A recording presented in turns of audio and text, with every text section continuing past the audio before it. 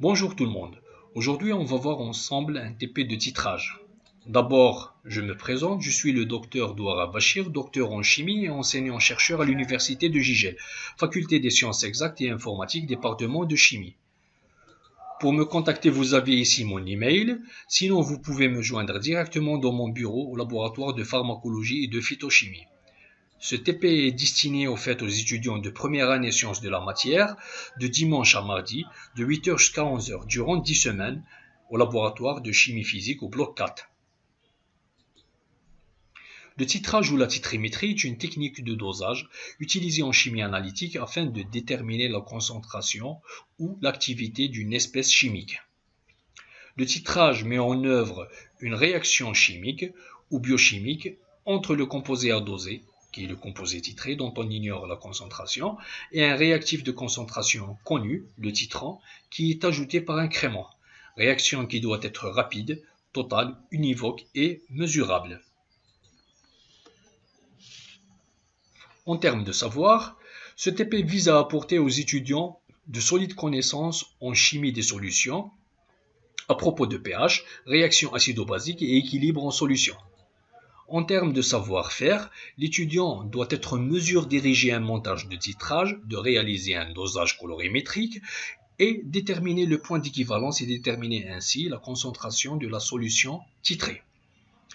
En termes de savoir-être, l'étudiant est censé être en mesure de proposer un protocole expérimental pour doser par exemple une solution de FeSO4 de concentration inconnue par une solution de KMNO4 de concentration bien déterminée.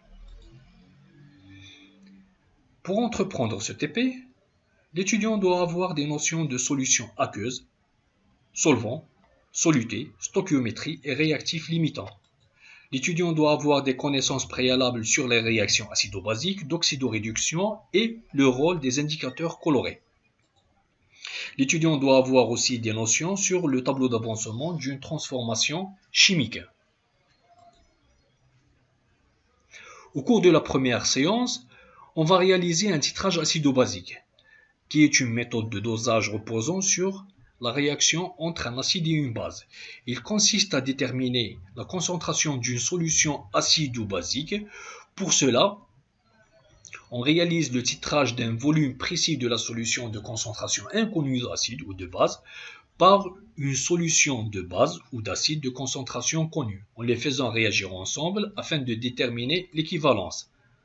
Pour réaliser un titrage colorimétrique, on utilise le matériel suivant: une burette graduée qui contient la solution titrante, un barreau aimanté ou un barreau magnétique avec un agitateur magnétique qui permet de mélanger la solution, un bécher qui contient la solution attitrée.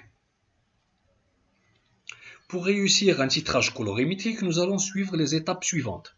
Dans un premier temps, il faut prélever à l'aide d'une pipette jaugée et munie de sa propipette le volume de solution que l'on souhaite titrer. On verse ensuite le volume prélevé dans un Erlenmeyer ou un bécher propre, auquel on ajoute 3 à 4 gouttes d'un indicateur coloré, cette espèce qui change de couleur au point d'équivalence. Dans un deuxième temps, il faut rincer la burette d'abord avec de l'eau distillée en utilisant un bécher poubelle, puis avec quelques millilitres de la solution titrante pour éviter toute contamination ou dilution.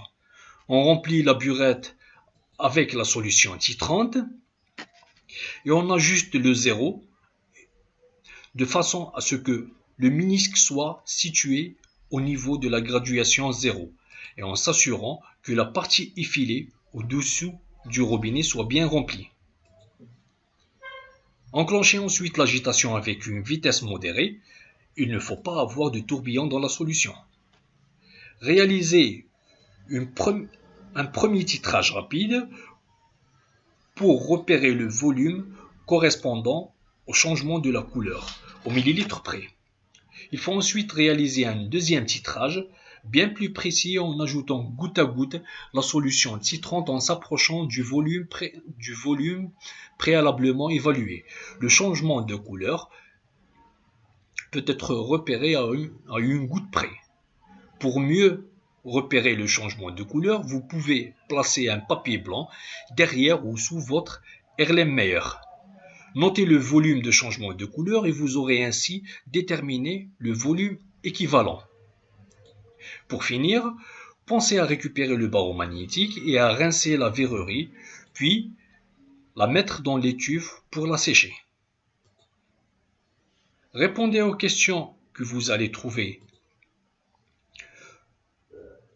sur le manuscrit et déposez vos comptes rendus au laboratoire dans un délai de 15 jours. Merci pour votre attention et à très bientôt.